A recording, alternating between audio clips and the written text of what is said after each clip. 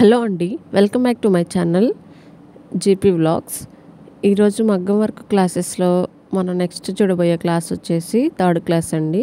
ఈ ప్రీవియస్గా chain stitching and జిగ్జా stitching ఇవి పోస్ట్ చేశాను. మీరు ఎవరైనా చూడకపోతే చూడండి. అలాగే ఈరోజు వచ్చేసి మనం స్టిచ్చింగ్ చేస్తుంది కాడా స్టిచ్చింగ్ అంటారండి. ఇలాగ 3 టైమ్స్ తీసుకున్న తర్వాత చైన్ స్టిచ్చింగ్ స్ట్రైట్గా కాకుండా సైడ్కి తీసుకోవాలి లాంగ్ చైన్. తర్వాత ఒక చిన్న చైన్ తీసుకున్న తర్వాత ఇప్పుడు రైట్ సైడ్ తీసుకున్నాం కదా, అలాగే ఇప్పుడు లెఫ్ట్ సైడ్ కూడా తీసుకోవాలి.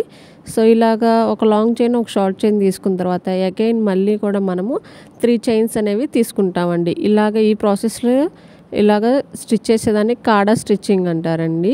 ఇది కూడా మగ్గం వర్క్లో ఒక స్టిచ్చింగ్. ఇవన్నీ ఇనిషియల్ స్టేజ్లో మనకి బిగినర్స్కి నేర్పిస్తారండి. ఇవైతే మీరు ఫ్రీగానే ఇంట్లో ఉండి నేర్చుకోవచ్చండి, మీకు ఇంట్రెస్ట్ ఉంటే కనుక.